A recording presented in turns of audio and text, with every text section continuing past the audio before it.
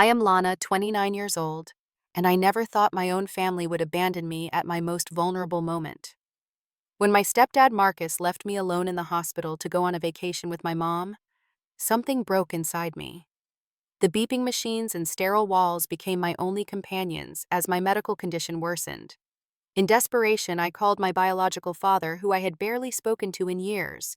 What followed was a storm of revelations, confrontations, and a CPS investigation that changed everything. Before I share my story, let me know where you are watching from. Hit that like button and subscribe to the channel if you have ever felt betrayed by someone who was supposed to protect you. My childhood before my parents' divorce was filled with the kind of ordinary happiness you don't appreciate until it's gone. We lived in a modest suburban home in Michigan with a backyard that transformed into my personal wonderland. Dad would push me on the tire swing hanging from the old oak tree while Mom prepared Sunday dinners that brought everyone together.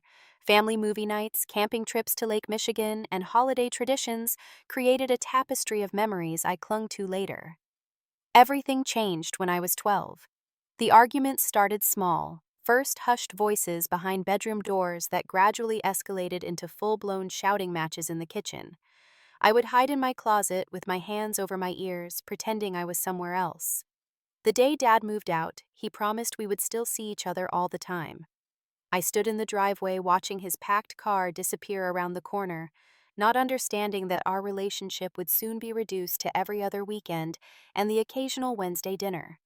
Despite the custody arrangement limitations, Dad tried his best to maintain our bond. He never missed a school play or band concert, sitting proudly in the audience, even when Mom would refuse to save him a seat. For my 13th birthday, he built me a beautiful wooden jewelry box with my name carved into the lid. Every time I opened it, the familiar scent of cedar reminded me that someone cared. Mom struggled financially and emotionally after the divorce. She worked longer hours as a dental office manager, often leaving me alone to heat up frozen dinners. When she started dating again, I was actually relieved, hoping it might bring back some of her happiness. Then Marcus entered our lives. I was 15 when Mom introduced me to her new boyfriend. Marcus worked in commercial real estate, drove an expensive car, and always had perfectly manicured nails. My first impression was that he laughed too loudly at his own jokes and looked at me like I was an inconvenience rather than a person. Still, Mom seemed happier, so I tried to be supportive. Their courtship was brief. Within 8 months, they were married in a lavish ceremony that seemed designed more to impress Marcus' business associates than to celebrate love. Dad wasn't invited, and I spent most of the reception hiding behind a potted plant, feeling like an outsider at my own mother's wedding. The red flags in Marcus' behavior appeared early, but were easy to dismiss individually. He would complain about the space my things took up in our house. Any activities that required his participation in my life were mysteriously scheduled during his important meetings. When I needed a ride to school on rainy days, there was always some reason his luxury car couldn't be used to drive me. What hurt most was watching Mom transform from the woman who once checked under my bed for monsters to someone who constantly apologized for my existence. If I needed help with homework when Marcus wanted to watch TV, she would shush me. When I got accepted to college with a partial scholarship, Marcus pointed out what a financial burden the remaining tuition would be instead of celebrating my achievement. Mom nodded along, avoiding my eyes. I escaped to college with relief, hoping distance might improve our relationship. For a while, it seemed to work. Phone calls with Mom were more relaxed when Marcus wasn't hovering nearby. I majored in graphic design with dreams of working for an advertising agency. Then, during my junior year, my health began deteriorating. It started with persistent fatigue that I attributed to late-night studying. Soon, joint pain made it difficult to hold a stylus for my digital art classes.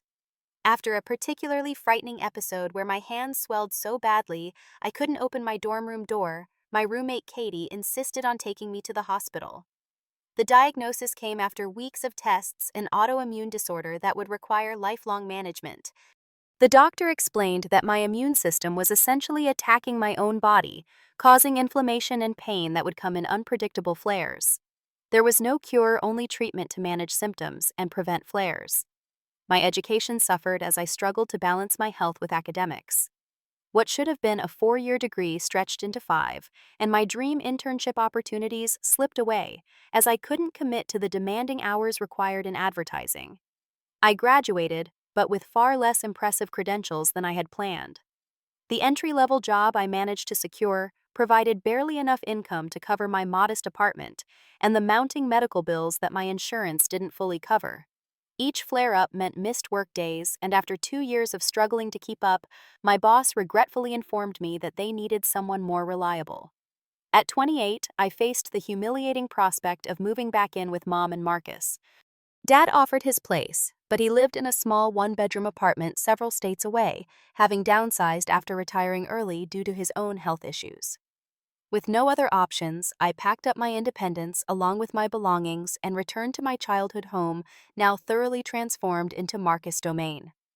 My old bedroom had been converted into Marcus' home office, so I was relegated to the finished basement. Mom helped me set up a bed and dresser, whispering apologies that Marcus needed the upstairs space for work. I tried to be grateful for the roof over my head, but each day brought new reminders that I was an unwelcome guest rather than family. Dinner conversations revolved around Marcus' business deals or their upcoming vacation plans.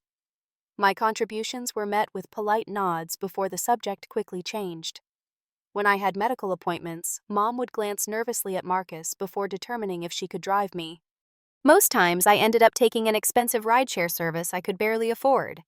After 6 months of this arrangement, I secured a part-time graphic design position with a small local business that was flexible with my health needs. The pay wasn't great, but it allowed me to contribute to household expenses, which seemed to slightly mollify Marcus. I hoped that with time things might improve. I was wrong. The morning that changed everything started like many others during a flare-up. I woke to the familiar feeling of my joints on fire, but this time with a frightening new symptom: difficulty breathing. Each inhale felt like sucking air through a coffee stirrer, and panic made it even worse. I stumbled up the basement stairs using the wall for support. The kitchen was empty, but I could hear Marcus' voice coming from their bedroom discussing some property listing with a client. I hated interrupting his work, but the tightness in my chest left me no choice. Knocking weakly on the bedroom door, I called out, "Marcus, I think I need to go to the emergency room. I can't breathe well." The door swung open, revealing Marcus in his business casual attire, phone pressed to his ear. He covered the mouthpiece and frowned at me. "Can't this wait?" "I'm in the middle of something important," he said, eyes flicking over my appearance with obvious disapproval. I shook my head, unable to form words as another wave of breathlessness hit me. He sighed dramatically. "Frank'll have to call you back." "Family emergency," he said, hanging up. "You realize I was about to close a major deal, right?" I leaned against the wall, focusing on drawing air into my uncooperative lungs. "I'm sorry," I wheezed. "She's at her dental office management conference, remember 3-day event in Chicago?"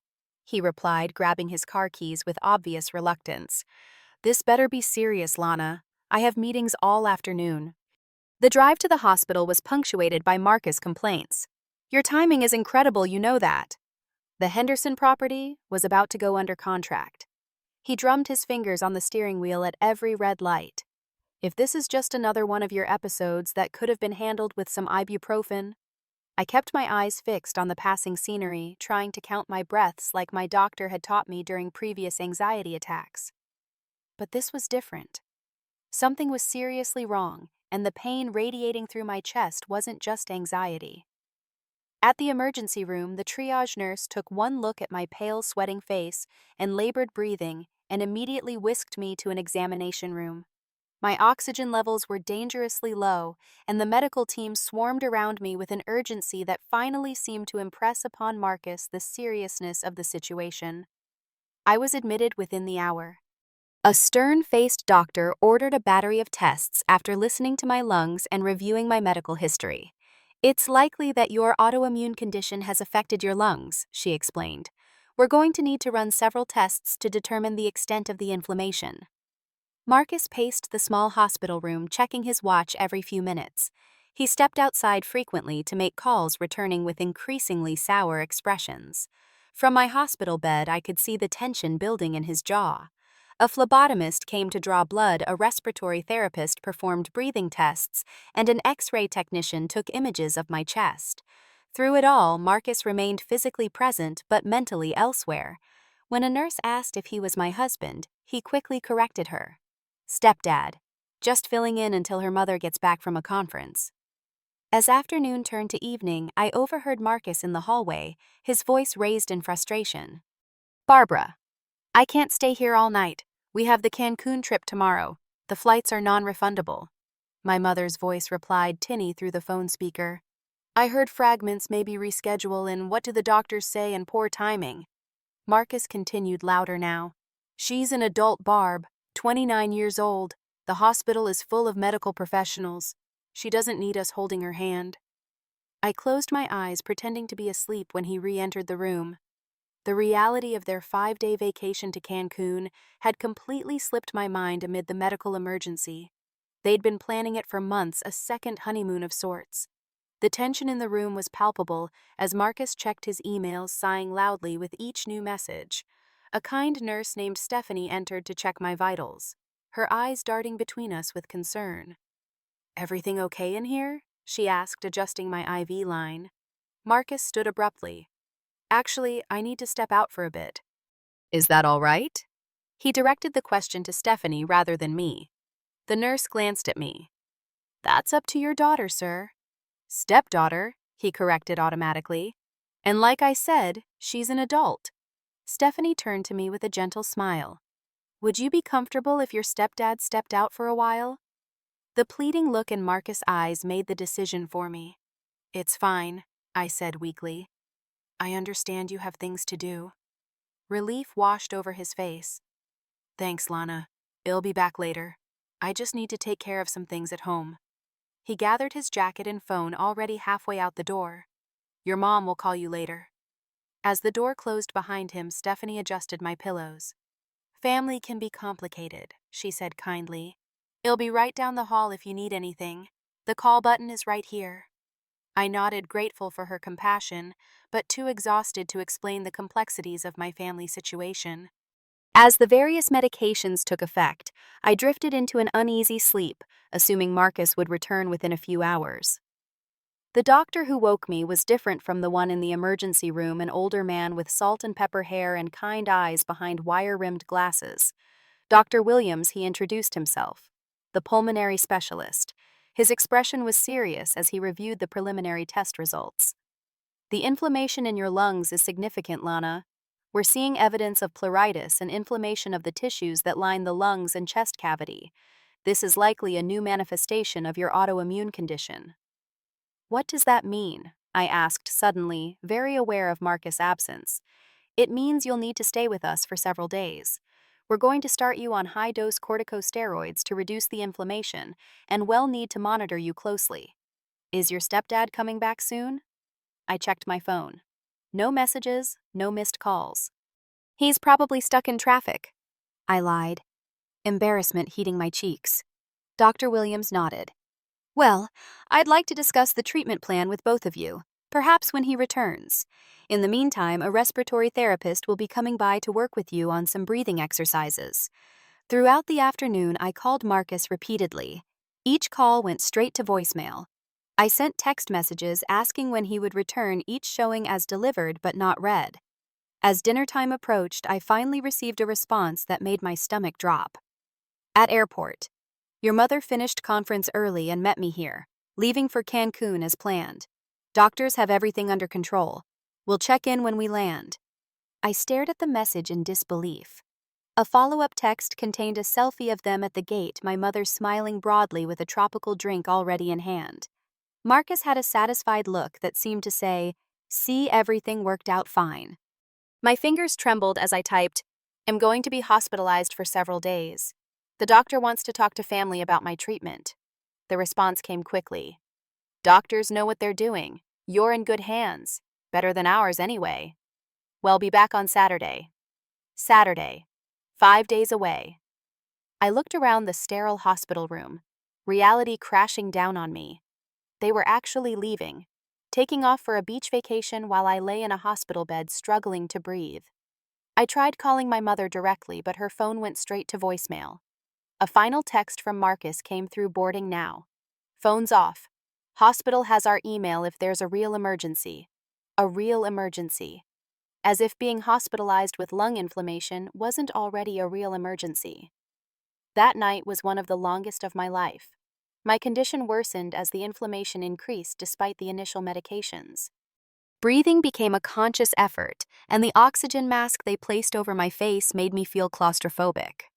Every time the door opened, some childish part of me hoped it would be my mother having come to her senses and returned from the airport. Instead, it was a rotating cast of healthcare professionals. Stephanie had ended her shift, replaced by a night nurse named James, who checked on me hourly. The respiratory therapist returned for another session, coaching me through breathing techniques that helped marginally. What hurt worse than the physical pain was the emotional abandonment. With each passing hour, the reality sank in deeper. My mother and stepfather had chosen a vacation over my well-being. The realization felt like a physical weight on my already struggling chest. By morning, my oxygen levels had dropped again, and Dr. Williams ordered additional tests. "We need to rule out blood clots in your lungs," he explained. "And I want to check for any signs of infection that could be complicating matters." He paused, looking around the room. "Is someone coming to be with you today? Family or friend?" I swallowed hard, embarrassment and hurt, making it difficult to speak. "My parents are out of town," I finally managed. His expression remained neutral, but I saw the slight furrow of his brow. "Is there someone else we can call? It's helpful to have a support person during hospitalization." In that moment, I made a decision that would change everything. My fingers hovered over my contacts list, scrolling to a name I rarely called. With a deep breath that triggered a painful coughing spell, I pressed dial on my father's number. "Dad, it's Lana," I said when the call connected, my voice barely recognizable through the oxygen mask and emotion. There was a pause on the line, as if he couldn't believe I was actually calling. "Lana, what's wrong? You sound terrible," came his worried reply. "I'm in the hospital," I managed before another coughing fit overtook me. When I could speak again, I explained the situation in halting sentences. "Where's your mother?" he asked, and I could hear the concern in his voice. "Cancun," I whispered. "With Marcus. They left yesterday for vacation. 5 days."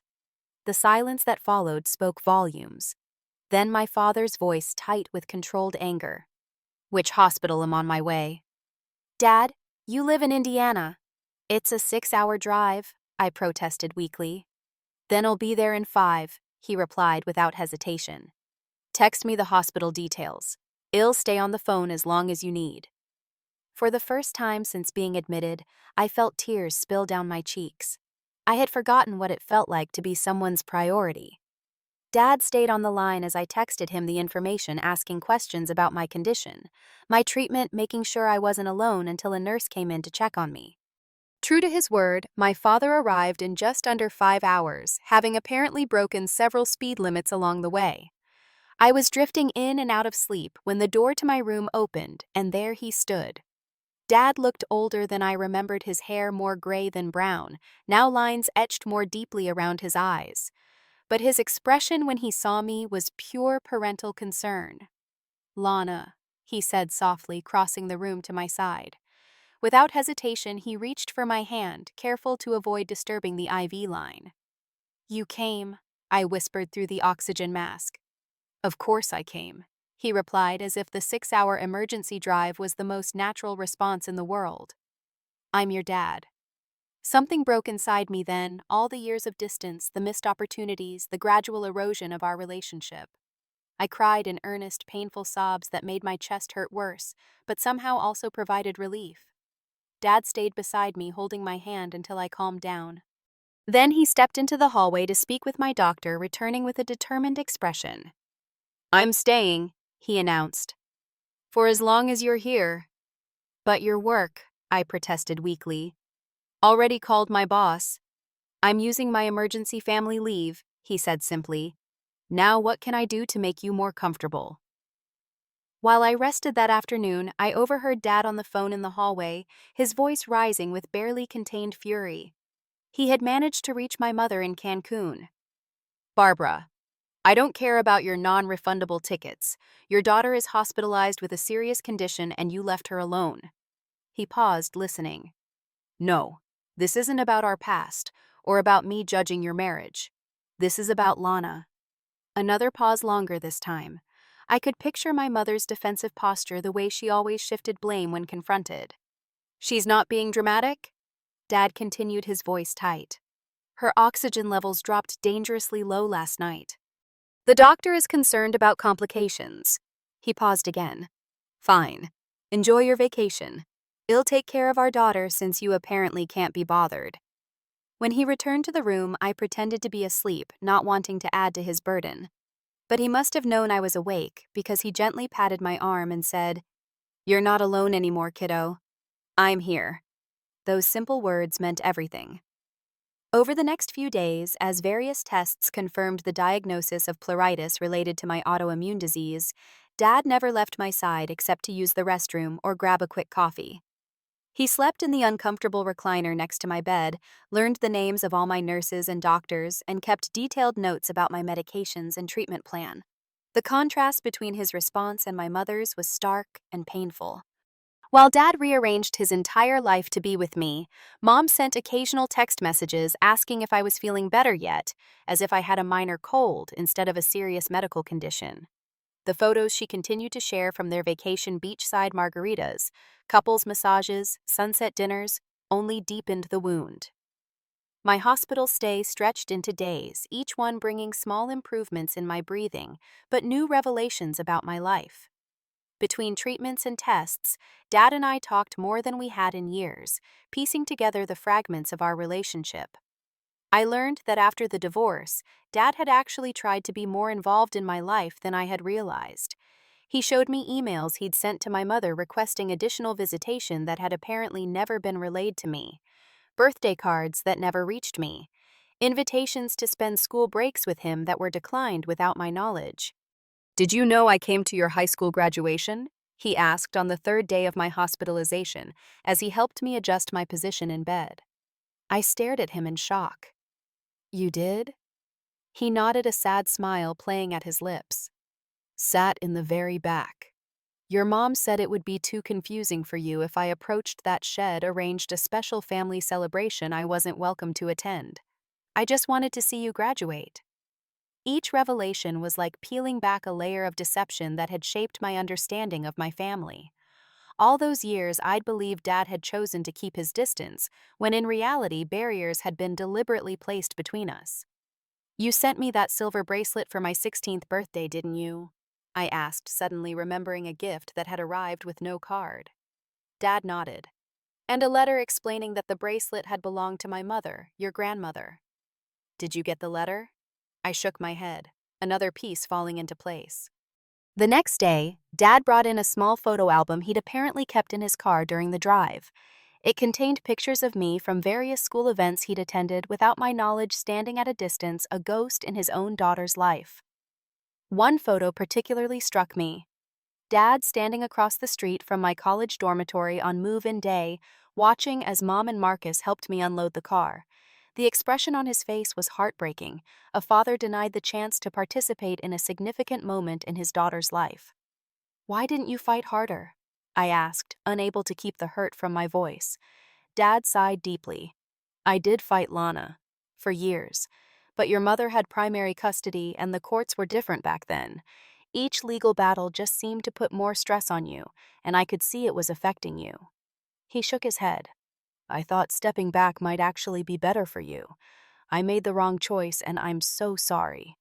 On the fourth day of my hospitalization, the hospital social worker came to speak with me. A middle-aged woman with a practical haircut and kind eyes, she introduced herself as Patricia. "We're concerned about your support system, Lana," she explained, glancing at my father who sat nearby. "It's unusual for immediate family to leave a patient with a serious condition to go on vacation." Dad tensed visibly, but I placed a hand on his arm. "It's okay," I assured him before turning back to Patricia. "Yes, my mother and stepfather left for Cancun the day after I was admitted. They knew I would be hospitalized for several days." Patricia made notes on her tablet. And they didn't arrange for anyone to stay with you. No, I admitted. I called my dad myself after they left. I'm concerned this might constitute neglect, Patricia said carefully. As you're an adult, it's not the same as child neglect, but there are still adult protective services that address these situations, especially given your vulnerable medical condition. The idea that my mother's actions might actually qualify as neglect had never occurred to me. I'd been so conditioned to accommodate her choices to never make waves that I'd normalized behavior that was apparently concerning enough for professional intervention. We're not looking to create problems, Patricia continued. But I wanted you to know that there are resources available if you need them. And she added with a meaningful glance, if there are other concerns about your living situation, we should discuss those as well. Later, when Patricia had left, Dad asked gently, has it always been like this with them? The way they treat you? I found myself telling him everything. The conversion of my bedroom into Marcus' office, the subtle and not so subtle reminders that I was a burden, the way Mom had gradually abdicated her role as my mother in favor of being Marcus' wife. Dad listened without interrupting his expression, growing more troubled with each revelation. By the time I finished, he was pacing the small hospital room. You're not going back there, he stated firmly. Not to that environment. I don't have much choice, I replied. My job is here and I can't afford my own place, especially with these new medical bills. Well, figure something out, Dad promised. There are always options. The important thing is getting you out of a toxic situation. For the first time, I allowed myself to consider the possibility of a different life, one where I wasn't constantly apologizing for my existence. The confrontation I had been dreading arrived on the 6th day of my hospitalization. I was sitting up in bed, breathing more easily with the steroids taking effect, when the door swung open to reveal my mother and Marcus. They were both sporting deep tans, Mom with her hair braided in a vacation-style shed clearly gotten at the resort. Oh, honey, she exclaimed, rushing to my side with a performance of maternal concern that might have been convincing if I hadn't spent the last 5 days abandoned. We got home and came straight here. How are you feeling? Before I could answer, she noticed my father standing by the window. Her expression immediately hardened. What is he doing here? Dad straightened his voice, calm but firm. Someone needed to be here with Lana. Since you chose a beach over your daughter, I stepped in. Marcus moved forward, chest puffed up with indignation. Now wait just a minute. We had non-refundable tickets and Lana assured us she would be fine. I did not. I objected, finding my voice. I never said that. You didn't even ask me. Mom waved a dismissive hand. Let's not get into the details. The important thing is that you're doing better and we're all here now. She turned to Dad, her tone cooling considerably. Thank you for coming, but we can take it from here. Dad didn't move. I'm staying until Lana is discharged, he stated simply. An uncomfortable silence fell over the room, broken only by the beeping of my vital signs monitor. Finally, Mom sighed dramatically. Fine. I need to talk to Lana alone anyway. Family matters, she added pointedly. Dad looked at me questioningly, and I nodded. It's okay, Dad. Just for a few minutes. I'll be right outside, he assured me, giving Marcus a warning look before stepping into the hallway. As soon as the door closed, Mom sat on the edge of my bed, her expression morphing into one of calculation rather than concern. Lana, sweetheart, we need to get our story straight, she began, her voice low. When the doctors ask, we need to say that Marcus stayed with you that first night and only left when the doctors assured us you were stable. I stared at her in disbelief. What? Why would I lie about that? Marcus stepped closer, his voice taking on the condescending tone I knew too well. Because, Lana, it doesn't look good that we left, but we had an understanding, right? You insisted we still go on our trip. I did not insist any such thing, I replied, anger replacing shock. You didn't give me a choice. You just left. Mom grabbed my hand, squeezing it a little too tightly. Listen to me. The hospital social worker has been asking questions. If they think we neglected you, there could be consequences. Just tell them you were fine with us going, that you encouraged it even. I pulled my hand away. You want me to lie to protect you after you abandoned me in the hospital? Don't be so dramatic, Marcus scoffed. Abandoned? You're 29 years old, not a child. Mom shot him a warning look before turning back to me, her expression softening into the manipulative sweetness I recognized from countless previous situations. Sweetheart, we made a mistake. We should have stayed. But what's done is done, and making a big deal about it won't help anyone. Just tell the doctors and that nosy social worker that it was a misunderstanding. I looked between them, suddenly seeing with perfect clarity the dynamic that had shaped our family for years. My mother willing to sacrifice my well-being for Marcus' comfort. Marcus viewing me as nothing more than an inconvenience, and me expected to accommodate, to lie, to pretend everything was fine. No, I said quietly but firmly. I'm not going to lie. You left me alone in the hospital to go on vacation. That's what happened. Mom's face flushed with anger. After everything we've done for you, taking you in when you had nowhere else to go, this is how you repay us. Excuse me. A new voice entered the conversation. Stephanie. My nurse from the first day stood in the doorway, a medication tray in her hands.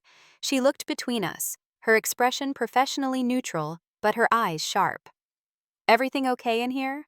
Mom immediately plastered on a smile. Just a family discussion. Could you give us a moment? Stephanie didn't move. Actually, it's time for Lana's medication. And she added meaningfully, I couldn't help overhearing. I was Lana's nurse when she was admitted. I know exactly when her stepfather left and didn't return. The room went silent. Mom's face drained of color as she realized that her attempt to create a false narrative had been overheard by a witness. Perhaps Stephanie continued, her tone mild, but her meaning clear. This conversation should include Dr. Williams and the hospital social worker. Marcus grabbed his jacket. This is ridiculous. We're not going to be interrogated by hospital staff. Barbara, let's go. Mom hesitated, looking between Marcus and me. Her choice was clear in her eyes before she even moved. Lana, think about what you're doing, she warned before following Marcus toward the door. Well, discuss this when you're discharged, she added over her shoulder. After they left, Stephanie administered my medication in silence. Then, with a gentle pat on my arm, she said, For what it's worth, I think you're very brave. Later that afternoon, Patricia the social worker returned, this time accompanied by another woman who introduced herself as Andrea Reyes from Adult Protective Services. They explained that given what had transpired, including the overheard conversation about pressuring me to lie, they were opening an investigation. This doesn't need to be adversarial, Andrea explained. But we do need to ensure you're in a safe environment, especially given your medical vulnerability. I answered their questions honestly, describing the circumstances of my hospitalization, the abandonment, and the subsequent pressure to fabricate a different version of events. Dad sat beside me, a steady, supportive presence. By the end of the interview, I felt both drained and strangely liberated. For years, I'd been carrying the weight of a dysfunctional family system, believing I was somehow responsible for making it work. Speaking the truth out loud felt like putting down a heavy burden I'd been carrying for too long. After 7 days of treatment, Dr. Williams finally pronounced me stable enough for discharge. My breathing had improved significantly, though I would need to continue medications and follow up with my rheumatologist to adjust my overall treatment plan for the newly manifested symptoms. The morning of my discharge, Dad helped me pack the few belongings he'd brought from home for me. We had carefully avoided discussing what would happen next, but as he folded a sweater, he cleared his throat. I've been thinking, Lana. My apartment is small, but the living room could work as a bedroom for you, until you figure out your next steps. I hesitated. Dad, you live 6 hours away. My job is here. He nodded. I've thought about that too. What if I moved back? I've been talking to an old colleague who has a rental property about 30 minutes from here. Nothing fancy, but it's a 2-bedroom.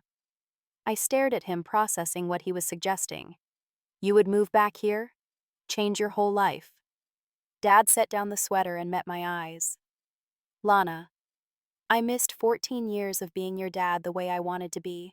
If you'll let me, I'd like to make up for some of that time. Tears welled in my eyes, but for the first time in days, they weren't tears of hurt or abandonment. They were tears of gratitude for this second chance at having a real parent in my life. The discharge process took most of the morning. Dr. Williams reviewed my medications, warning signs to watch for, and follow-up appointments. Dad took careful notes, asking clarifying questions and ensuring we understood every aspect of my continuing care. As we were preparing to leave, Patricia, the social worker, stopped by with some resource information for both of us: assistance programs for medical expenses, support groups for people with chronic illness, and contact information for adult protective services, should we need it in the future. Before we can finalize your discharge, there's the matter of where you'll be staying, Patricia noted. Given the circumstances, I'm concerned about you returning to your mother's home. I'm going to stay with my dad, I said with more confidence than I felt. We're going to figure out the details. Patricia nodded approvingly. That's good to hear. And the investigation will proceed regardless, just so you're aware. When the time came to leave, Dad brought his car around to the hospital entrance while a nurse helped me into a wheelchair hospital policy for all discharges, regardless of the patient's condition. As we exited the building, the sunshine on my face felt like a promise of new beginnings. But I knew there was one more confrontation waiting for me. I needed to retrieve my belongings from Mom's house. Dad seemed to read my thoughts. "We can go tomorrow if you're feeling up to it," he suggested. "Tonight, well, get a hotel room and just focus on getting you settled." I nodded gratefully. For the first time in years, someone was putting my needs first, and the feeling was both foreign and deeply comforting. The hotel Dad chose was nothing fancy, but it was clean and quiet. He insisted on taking the pull-out sofa, giving me the bedroom for better rest. We ordered delivery for dinner, and as we ate, we continued rebuilding the relationship that had been systematically dismantled over the years. The next morning, after ensuring I had taken all my medications and felt strong enough, we drove to Mom's house. My stomach knotted with anxiety as we pulled into the driveway. "Want me to come in with you?" Dad asked. I considered for a moment. "No, I think I need to do this myself. But stay close." He squeezed my hand. "It'll be right here." Using my key, I entered the house that had never really felt like home since Marcus moved in. The sound of the TV came from the living room, and I found Marcus lounging on the sofa, scrolling through his phone. He looked up, surprise quickly replaced by wariness. "Your mother isn't here. She's at work." "I'm just here to get my things," I replied, heading toward the basement stairs. Marcus followed, hovering as I began gathering my belongings. "So you're really moving out?" "Just like that. After everything we've done for you." I continued packing, not making eye contact. "Yes, I'm moving out. I'm going to stay with my dad until I figure out my next steps." "Your dad?" He scoffed. "The guy who barely showed up for 14 years and suddenly he's father of the year?" I stopped, then turning to face him. "He showed up when it mattered. Which is more than I can say for you or Mom." Marcus' face darkened. "Listen, Lana, I know you're upset about the vacation thing, but don't you think you're overreacting? It was just bad timing." "Bad timing," I repeated incredulously. "You left me alone in the hospital. You didn't even wait to hear what the doctor had to say. You chose a beach vacation over my health and safety." He crossed his arms defensively. "You were stable. The doctors had it under control. I was hospitalized for a week," I countered. "My condition worsened after you left. I could have developed serious complications." "But you didn't," he pointed out, as if that justified everything. I shook my head, returning to my packing. "This isn't just about the hospital, Marcus. It's about the past 2 years of living here and never feeling welcome in my own family. It's about Mom choosing you over me every single time." The sound of the front door opening interrupted our conversation. Moments later, my mother appeared at the bottom of the basement stairs, still in her dental office attire. "What's going on?" she demanded, taking in the packed bags. "I'm moving out," I stated simply. Her expression cycled through shock, anger, and finally settled on manipulation. "Because of one misunderstanding, you're going to throw away your family over a vacation." "It wasn't a misunderstanding, Mom. You made a choice. You chose a vacation over me when I was seriously ill, and when you got caught, you tried to make me lie about it." Her eyes flashed. "So this is about punishing us? Is that it?" "No, Mom. It's about finally recognizing that I deserve better than this. I've spent years trying to make myself smaller, less needy, less inconvenient for you and Marcus. I'm done with that." She stepped closer, her voice lowering to the guilt-inducing tone I knew so well. "So you'll just leave? After we took you in when you had nowhere else to go, Marcus and I put our lives on hold for you." I laughed then, a sound devoid of humor. "Put your lives on hold? You converted my bedroom into an office before I even moved in. You complained about every doctor appointment, every medication, every accommodation I needed. You left me alone in the hospital to go on vacation. That is not putting your lives on hold." Mom looked to Marcus for support, but he was already edging toward the stairs, unwilling to engage further. Finally, she turned back to me, her expression hardening. "If you walk out that door, don't expect to come back when things get tough again. And they will, Lana. Your condition isn't going away, and your father can't possibly understand what you'll need." I zipped the last bag closed, my decision solidified by her attempt to use my health as leverage. "I guess we'll find out, won't we?" As I carried my bags up the stairs, Mom followed her tactics, changing from guilt to bargaining. "Honey, let's just calm down and talk about this. Maybe we can work something out, a better arrangement here." I paused at the front door, turning to face her one last time. "There's nothing to work out, Mom. I'm choosing to value myself, maybe for the first time ever. I hope someday you'll understand that." With that, I walked out, the weight of years of emotional manipulation lifting with each step toward Dad's waiting car. He jumped out to help with my bags, concern evident in his expression. "You okay?" he asked quietly. I nodded, surprising myself with how true it felt. "Yeah, I think I actually am." As we drove away, I didn't look back at the house or the woman standing in the doorway. Some bridges once burned aren't worth rebuilding. The months that followed my hospital stay were challenging but transformative. True to his word, Dad found a modest 2-bedroom apartment about 30 minutes from my workplace. He transferred to a remote position with his company, making the move possible financially. It wasn't the retirement he'd planned, but he never once complained about the changes. My health required careful management with follow-up appointments, confirming that the pleuritis had caused some scarring in my lung tissue. My rheumatologist adjusted my medication regimen, adding new treatments to address the respiratory manifestations of my condition. The medical bills were daunting, but Dad helped me navigate assistance programs and negotiate payment plans. The Adult Protective Services investigation concluded with a finding of neglect, though no charges were filed since I had removed myself from the situation.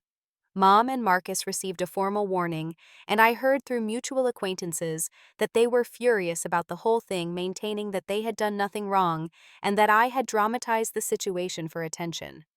Their narrative didn't matter to me anymore. I was learning to recognize and reject the gaslighting that had shaped so much of my life. My part-time graphic design job remained flexible with my health needs, and with Dad's support, I began building a small freelance business on the side, creating logos and marketing materials for local businesses. The work was fulfilling and allowed me to set my own hours around my good and bad health days. Through a support group for people with chronic illness, I met others who understood the unique challenges of navigating life with unpredictable health. Sarah, a 32-year-old teacher with lupus, became a close friend, introducing me to adaptive yoga classes that helped manage my symptoms and improve my overall well-being. Dad and I established new routines and traditions, getting to know each other as adults.